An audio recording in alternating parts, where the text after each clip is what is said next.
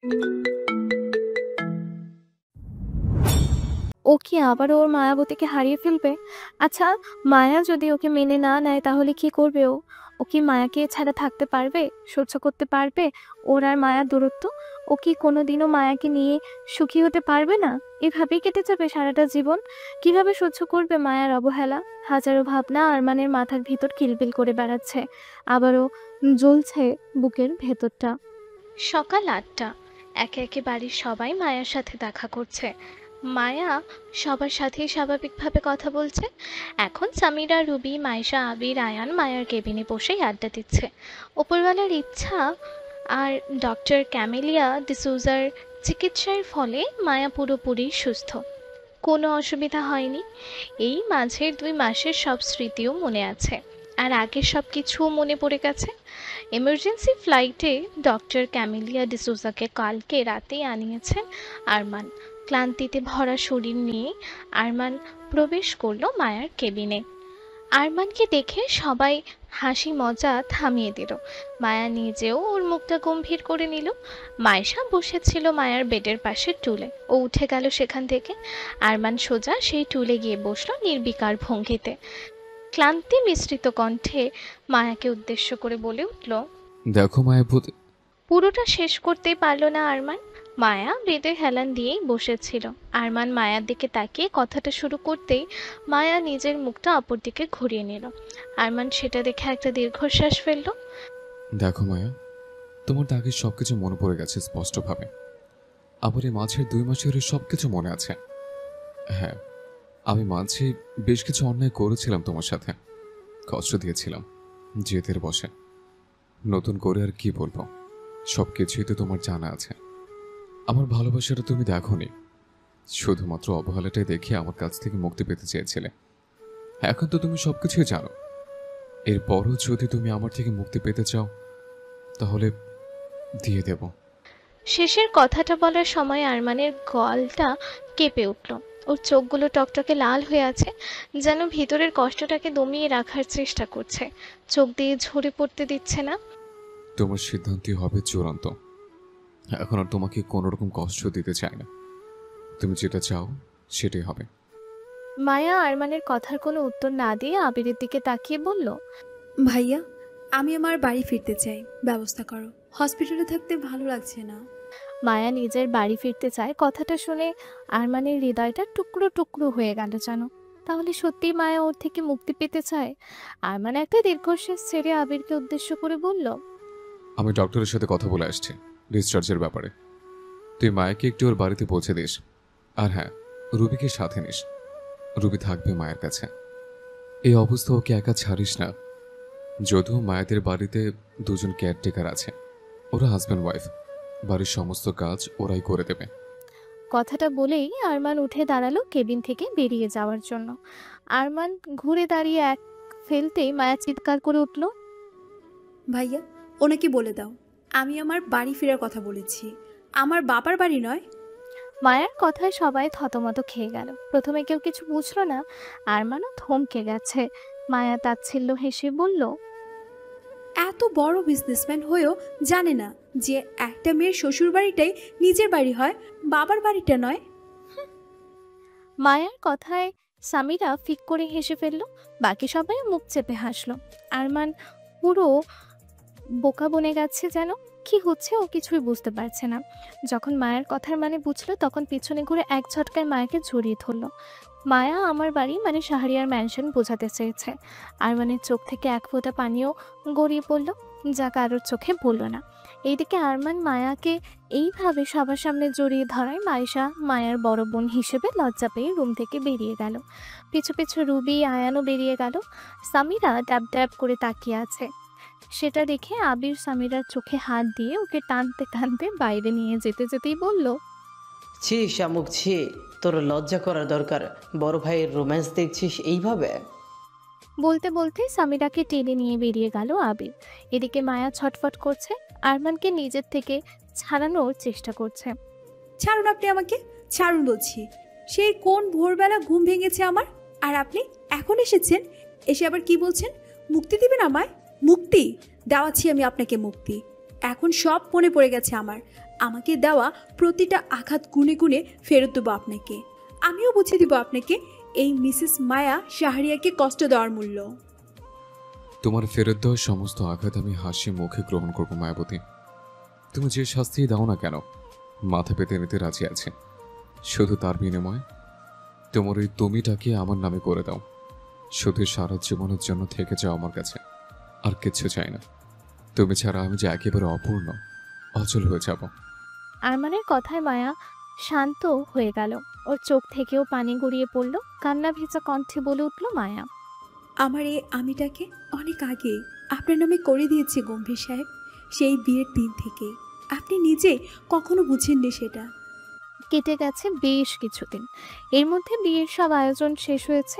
মায়া শুধু জানে আয়ান আর মাইশার বিয়ের কথা, কিন্তু একই সাথে ওর আর আরমানেরও বিয়ে হবে এটাও জানে না। এই নিয়েই মন খারাপ মায়ার।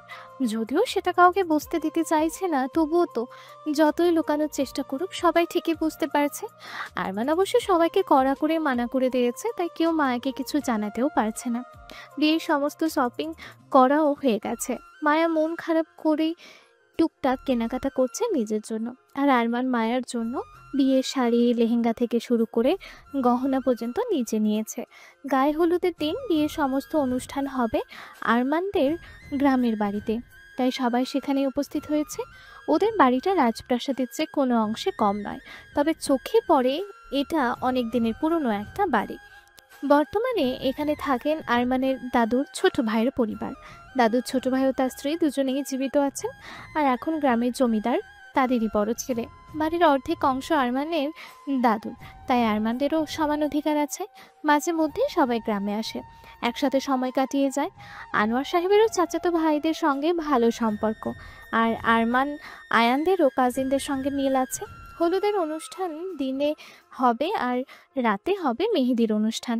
পার্লার থেকে মেয়ে আনা হয়েছে, মাইশাকে সাজানো শুরু হয়ে গেছে, কিন্তু ঝামেলা বেঁধেছে মায়াকে নিয়ে। মায়াকে এখনো জানানো হয়নি কিছু। ঠিক হয়েছিল শুধুমাত্র বিয়ের কোণে পরবে হলুদ শাড়ি, আর বাকি কাজিন মেয়েগুলো পরবে কলাপাতি রঙের শাড়ি, আর ছেলেরা কলাপাতি রঙের পাঞ্জাবি। সামিরা মায়াকে বোঝানোর চেষ্টা করে বলল, আসলে ভাবিমণি হয়েছে কি, একটা কলাপাতি রঙের শাড়ি কম পড়ে গেছে, আর একটাও নেই ওই শাড়ি। সবাই যে যার মতো নিয়ে নিয়েছে। এটা বড় ভাইয়াকে জানানোই, ভাইয়া তোমার জন্য এই শাড়ি সহ ফুলের গহনার ব্যবস্থা করেছে। তোমার ভাইয়া যখন আমার জন্য শাড়ি আর গহনার ব্যবস্থা করলো, তখন তোমাদের মতো কলাপাতি রঙের শাড়ির ব্যবস্থা করলো না কেন? কে বলেছে ওনাকে এই হলুদের ব্র্যান্ডের শাড়ি আনতে? সামিরা বিরক্ত হয়ে বলল, সেটা তুমি ভাইয়াকেই জিজ্ঞেস করো কি। আর পারছি না তোমাকে বোঝাতে। ওয়েট, আমি বরং ভাইয়াকেই ডেকে নিয়ে আসি। বলেই সামিরা রুম থেকে বেরিয়ে গেল। মায়েশা বলে উঠল, মায়া বোন আমার, জেদ কেন করছিস বলতো? পরে নে না শাড়িটা। এই শাড়িটা তো আমার শাড়িটার থেকেও বেশি সুন্দর। সেটাই তো বলছি আপু, বিয়ের কোণে হচ্ছে তুমি, তাহলে আমি কেন তোমার শাড়ি থেকেও সুন্দর শাড়ি পরবো? থাক, আমি বরং আমার একটা সবুজ রঙের শাড়ি আছে সেটাই পরে নেই, তাহলে ঝামেলা শেষ। মায়েশা নিজের কপাল চাপড়ালো। এই মেয়েও ভীষণ ঘাড় তারা স্বভাবের, অত সহজে কোনো কিছু মানতেই চায় না।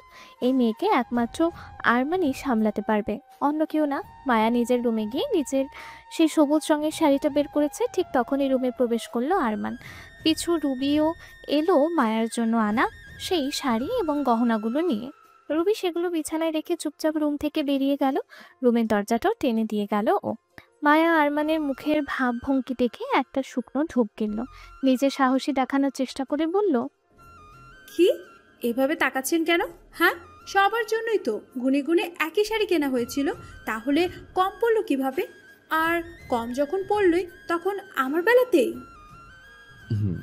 তার জন্যই তো আমি তোমার জন্য শাড়ির ব্যবস্থা করেছি। ব্যবস্থা করেছেন ঠিক আছে, তাই বলে এই শাড়িটা কেন? যে শাড়ি সবার পরার কথা সেই শাড়ির ব্যবস্থা কেন করেননি?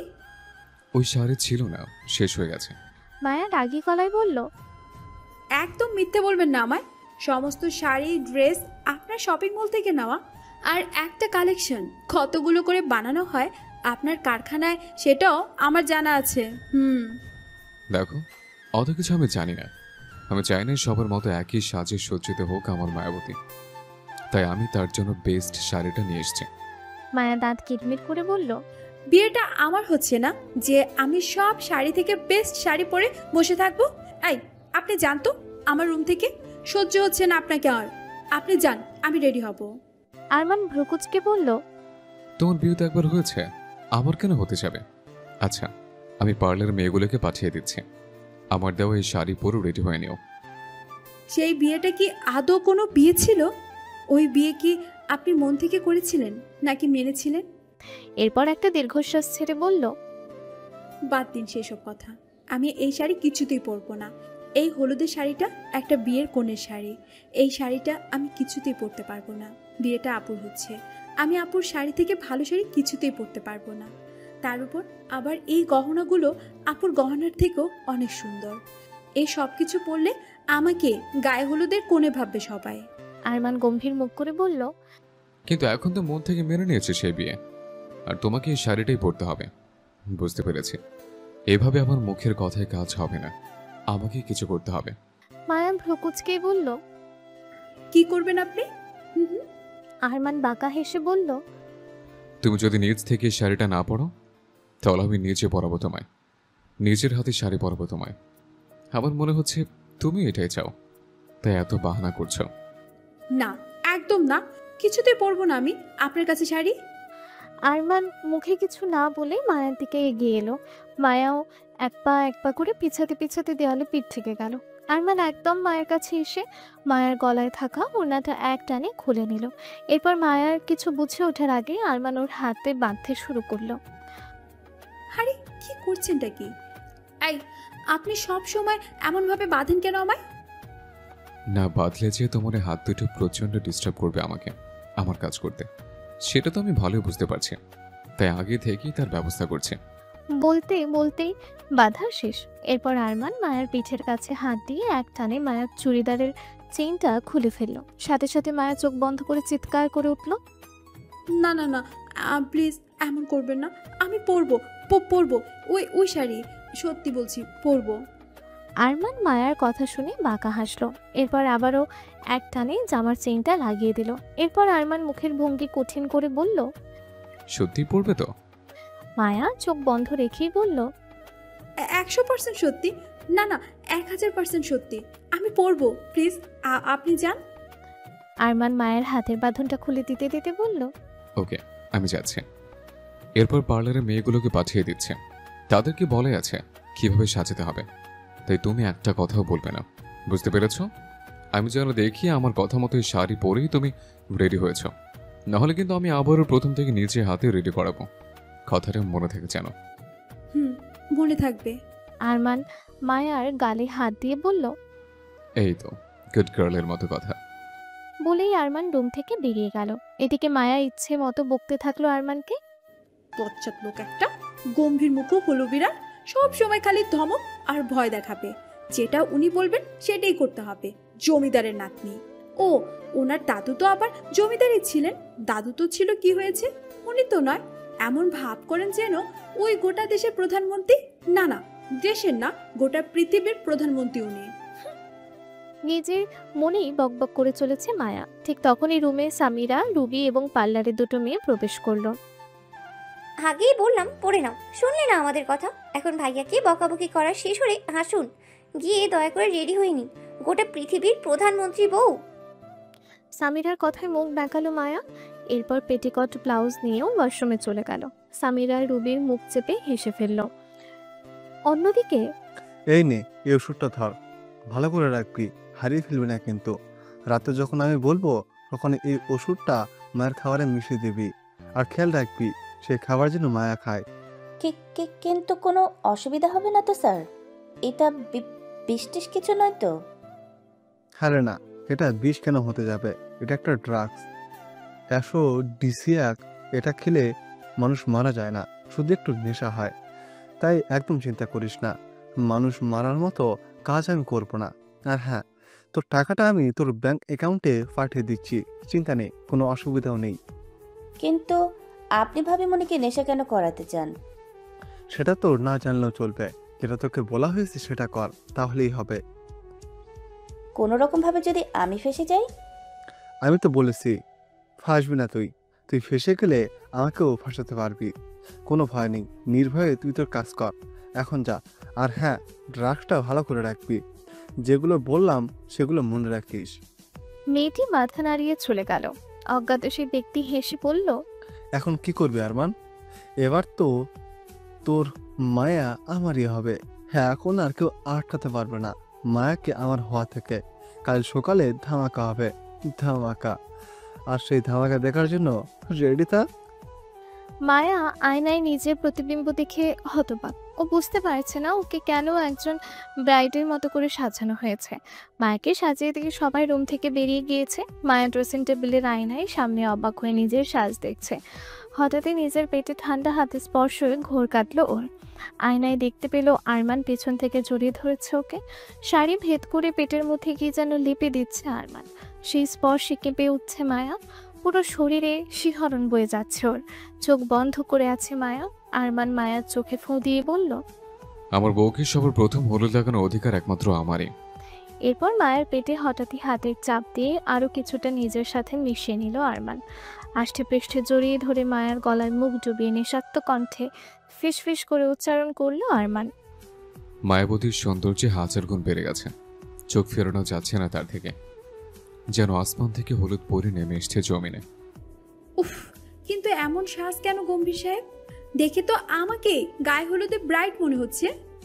আরমানের উত্তর দেওয়ার আগেই রুমের দরজা নক করে চিল্লিয়ে উঠল সামিরা।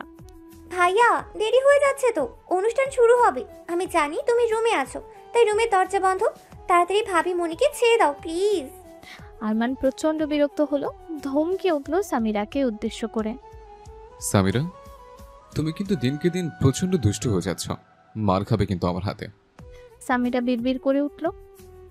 হ্যাঁ, সত্যি কথা বললেই দোষ।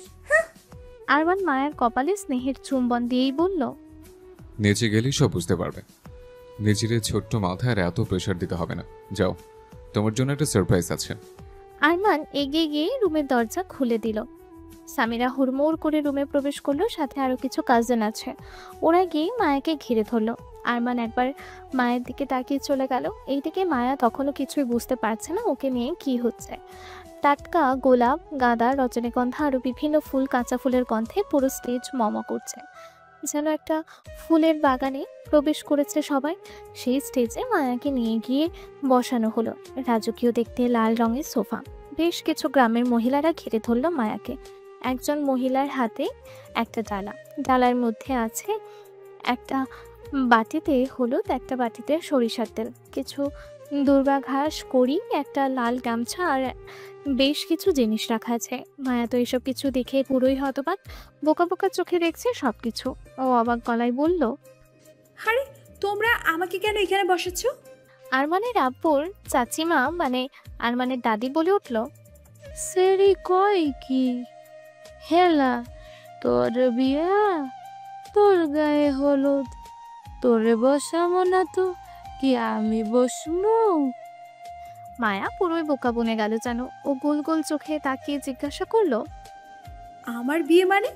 গ্রামের এক মহিলা বলে উঠল, যার বিয়ে তার খোঁজ নাই আর পাড়াপড়শির ঘুম নাই।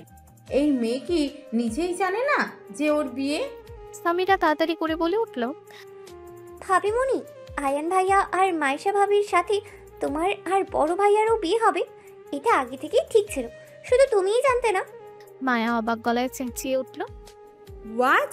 আমাদেরও বিয়ে? মানে কিভাবে কি? আমি তো কিছুই বুঝতে পারছি না। অত বুঝতে হবে না তোমায়, শুধু এইটুকু জেনে রাখো যে ভাইয়া তোমাকে সারপ্রাইজ দিতে চেয়েছিল, আর তুমি খুব ভালোভাবেই সারপ্রাইজ হয়েছো। আগে ছোট ভাইয়া আর ছোট ভাবি মনির গায়ে হলুদ হয়ে গেছে, এখন তোমার পালা, তাই অবাক হবে পরে। এখন হলুদের অনুষ্ঠান শুরু হোক। আরমানের মা সাবিনা বেগম এগিয়ে এলো মায়ার দিকে। মায়ার গালে হাত রেখে নরম গলায় বলল, আমরা প্রথমে তোমার আর আরমানের বিয়েটাই ঠিক করেছিলাম। আরমান বলল তাহলে একসাথে আয়ান আর মায়েশার বিয়েটাও হয়ে যাক। তোমাকে সারপ্রাইজ দিতে চেয়েছিল আরমান, তাই তোমায় কিছু জানানো হয়নি। আরমানকে তো তুমি চিনোই। গায়ে হলুদের স্টেজটা বাগানে করা হয়েছে। সেখানে থেকে 3 তলা জমিদার বাড়িটা স্পষ্ট দেখা যাচ্ছে। মায়া স্টেজে দাঁড়িয়ে তাকালো বাড়ির 2 তলার ডান দিকের একটি নির্দিষ্ট রুমের দিকে। সাথে সাথে 2 জোড়া চোখের দৃষ্টি মিলল। আরমান দাঁড়িয়ে আছে সেই রুমের বারান্দায় ঘেরা দেয়ালে, হাত দিয়ে ঝুঁকে। মুগ্ধ দৃষ্টিতে তার চোখ মায়ার দিকে আবদ্ধ। মায়া লাজুক হাসি দিল। আরমানের ঠোঁটেও ফুলে উঠল এক সূক্ষ্ম হাসি, যা এই মুহূর্তে মায়া ছাড়া আর কারো বোঝার সাধ্য নেই। সাবিনা বেগম সবার দিকে তাকিয়ে বললেন, আপনারা অনুষ্ঠান শুরু করুন। এটা কি কথা কও বড় বউ? তোমার সেরাটা কই? তারে আগে হলুদ লাগায়, এরে কেমনে লাগামু?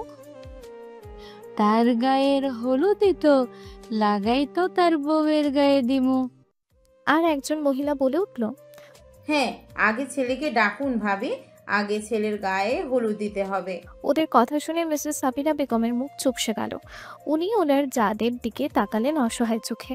আঞ্জুমা বেগম ওনার চাচি শাশুড়িকে উদ্দেশ্য করে বললেন, মা, আরমান এসব হলুদ মাখতে পছন্দ করে না, তাই ও আসবে না, আগেই বলে দিয়েছে। এইটা কোনো কথা হইল? হলুদ মাখতে পছন্দ করে না বলে কি বিয়াতেও হলুদ মাখবে না? ডাকো তারে, আমি দেখতাছি মাখে কি না মাখে। সামিরা একটা শুকনো ঢোক গিলল।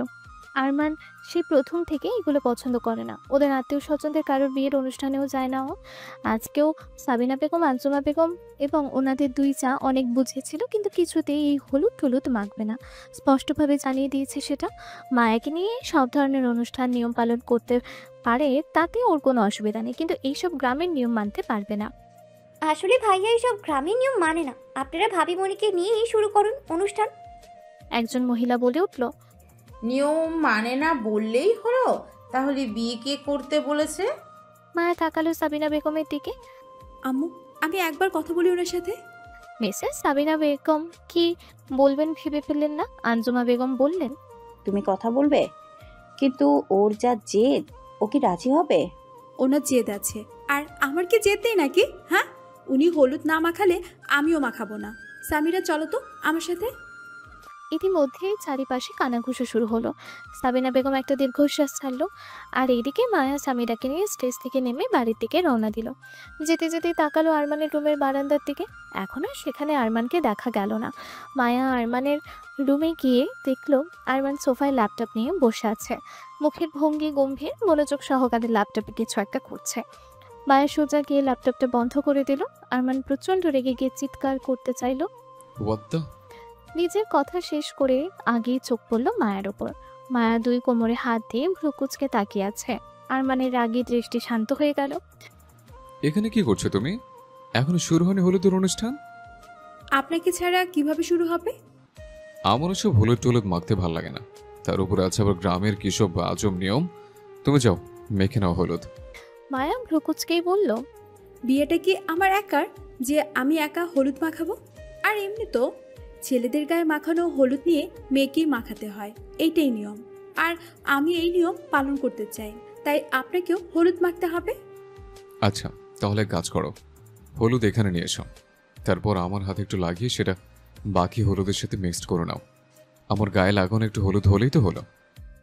বলেই আরমান আবারও ল্যাপটপ অন করে নিজের কাজ করতে শুরু করলো। মায়া প্রচণ্ড বিরক্ত হলো। বিরক্তিতে চোখ মুখ কুঁচকে ফেললো। বিরক্ত গলাতেই বলে উঠল, আই, আপনি তো ঘাটতারা স্বভাবের কেন বলুন তো? আমি এমনই, সেটা তো তুমি আগে থেকেই জানো।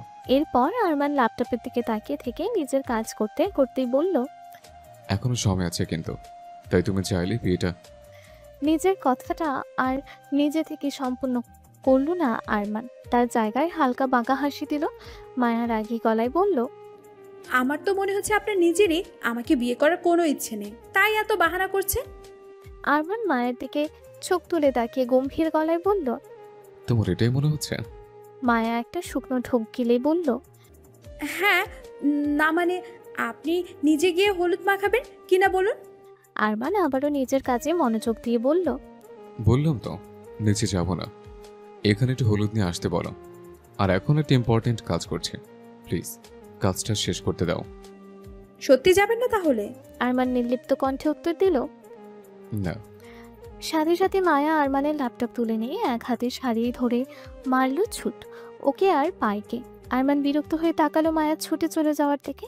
ওর কাজটা সত্যি ইম্পর্টেন্ট ছিল, কিন্তু মায়া বুঝলো তো আরমান যেমন ঘাড় তেরা স্বভাবের, মায়াও ঠিক তেমনি। মায়েরও প্রচণ্ড জেদ আছে, যেটা বলবে করেই ছাড়বে। আরমান বিরক্ত হয়ে সোফা ছেড়ে উঠে দাঁড়ালো, এরপর বেরিয়ে গেল মায়ার কাছ থেকে ল্যাপটপ আনার উদ্দেশ্যে। এদিকে মায়া ল্যাপটপ লুকিয়ে রেখে বাগানে এসে স্টেজে রাখা সোফায় আয়েশি ভঙ্গিতে বসে আছে। এরপর মায়া ভাব নিয়ে বলল, এক্ষুনি আসবেন উনি, আপনারা সব কিছু রেডি করুন। আরমানের মা চাচিরা একে অপরের দিকে তাকালো। ওরা ভাবছে সত্যি কি আরমান আসবে? হ্যাঁ, সবাইকে অবাক করে আরমান গম্ভীর মুখে গটগট পায়ে এগিয়ে এসেছে। সবার মুখে ফুটে উঠলো মিষ্টি হাসি, আর মায়া হাসছে বাঁকা হাসি। আরমানের এক চাচি বলে উঠল, ভাবি তোমার ছেলে দেখছি বউ পাগলা, আমরা এত করে বললাম রাজি হলো না, আর এখন বউয়ের কথায় ঠিক চলে এলো। ওরা তো আর জানে না আসল ঘটনা।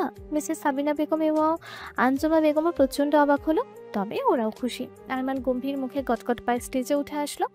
এদিকে মায়া ওপরে ওপরে সাহস দেখালেও ভিতরে ভিতরে কিন্তু ঠিকই ভয় পাচ্ছে। আরমান মায়াকে কিছু বলবে তার আগেই ওরা দাদি টেনে আরমানকে বসিয়ে দিল। এই তো আমার দাদু ভাই আইয়া পড়ছে, নে তোরা এখন শুরু কর দেখি। ওই সেরি, তুই এখান থেকে উঠ, আগে তোর স্বামীর গায়ে হলুদ দেওয়া হবে, এরপর তোর গায়ে। ওনার কথায় মায়া সোফা থেকে উঠে দাঁড়িয়ে পাশে একটা চেয়ারে বসলো। এদিকে আরমান কিছু বুঝে ওঠার আগেই ওকে ঘিরে গ্রামের সব মহিলারা ঘুরতে শুরু করলো। মুখে গাইছে গীত, আর একজন মহিলা পাশে বসে ঢোল বাজাচ্ছে। কিছু মহিলা তো সেই ঢোল আর গীতের তালে নাচতে শুরু করেছে। আরমান প্রচণ্ড বিরক্ত হলো, এদিকেও কিছু বলতেও পারছে না। মেয়ে বউরা আরমানের চারপাশে ঘুরতে ঘুরতে হাততালি দিচ্ছে, মুখে গাইছে গীত, আর কেউ কেউ কোমর দুলিয়ে নাচ করছে। আরমান ফাঁক ফোকর দিয়ে মায়ার দিকে রাগি চোখে তাকাচ্ছে একবার করে, আর এইদিকে মায়া আরমানের এমন রিয়াকশন দেখে দুষ্টু হাসছে। একে একে হাবিজাবি বিভিন্ন নিয়ম পালন করা হলো। এরপর দাদি পাশ থেকে স্বামীরাকে ডেকে বলল, এই সতীন, ইহানে আয় দেখি, তোর ভাইয়ের মাথায় তেল ঢালতে হইব।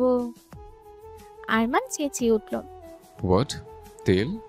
হ্যাঁ তেল। বেশি কথা কস না দাদু ভাই, চুপচাপ বস এখন। আরমান রাগি চোখে তাকালো মিসেস সাবিনা বেগমের দিকে। মম? সাবিনা বেগম এগিয়ে এলেন ছেলের দিকে। উনি অনুরোধের সুরেই বললেন, প্লিজ আব্বু, একটু ম্যানেজ করে নাও। আয়নের মাথাতেও তেল ঢালা হয়েছে, বেশি না, অল্প দেবে। গোসল করার সময় ভালো করে ধুয়ে নেবে। আরমান আর কিছুই বলল না, বিরক্তিতে চোখ মুখ কুঁচকে ফেললো। সামিরা এগিয়ে এলো তেলের বাটি নিয়ে, হাতে এক অন্য ধরনের চামচ। মহিলারা শুরু করলো আরো একটা অন্য গীত। তারপর কি যেন একটা মাথার উপর ধরলো সবাই। সামিরা গুনে গুনে নয় চামচ নারকেলের তেল দিল আরমানের মাথায়। কিছুটা তেল কপাল বেয়ে গাল পর্যন্ত নেমে এলো। আরমানের মুখের অবস্থা দেখার মতো হয়েছে, ও রেগে পুরো বোম হয়ে আছে। ততক্ষণে গীত ও তেল দেওয়া থেমে গেছে। আবির সহ কিছু কাজিন চেয়ার ছেড়ে স্টেজের নিচে বসেছিল আরমানের সোজাসুজি। আরমানের অবস্থা থেকে আবির পেট চেপে ধরে হাসতে হাসতে চেয়ার থেকে পড়ে গেল।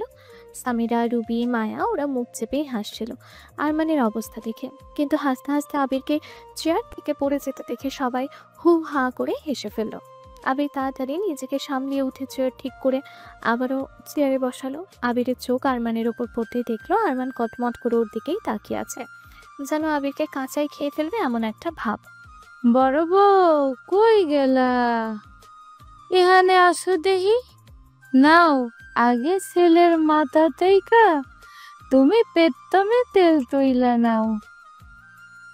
আরমানের মা তড়িঘড়ি করে এগিয়ে এলেন। আগে নিজের আঁচল দিয়ে আরমানের মুখে গড়িয়ে পড়া তেল মুছে দিলেন। আরমান শান্ত চোখে তার মায়ের দিকে তাকিয়ে আছে। সাবিনা বেগম মুখে কিছু না বলে অনুরোধের চোখে তাকালেন আরমানের দিকে। এরপর উনি নিজের মাথার চুল খুলে আরমানের মাথার চুলের ওপর ঘষা দিয়ে তেল নিজের চুলে নিলেন। এরপর একইভাবে আঞ্জুমা বেগমও নিলেন। এরপর আরমান, ফুপি, তারপর একে একে আরমানের বাকি সব চাচিরা, তারপর গ্রামের কিছু মহিলা। এরপর আরমানের দাদি বলে উঠলেন, তেল ডালা তো শেষ হইল, এরপর হলুদ মাখানো হইব। দাদু ভাই তোমার জন্য তো লুঙ্গি গেঞ্জি আনা হয়েছিল। তুমি তো আবার শহরের বুলা, লুঙ্গি তো পরবে নাই, কিন্তু জামাটা খুইলা এই গামছাটা গায়ে জড়াই নাও। আরমান চিল্লিয়ে উঠল। হোয়াট? এই এত মহিলার মাঝে আমি শার্ট খুলবো? কিচ্ছু করার নেই ব্রো, এরা আয়ানকেও ছাড়েনি। আয়ানও শুধু একটা গেঞ্জি পরেই ছিল।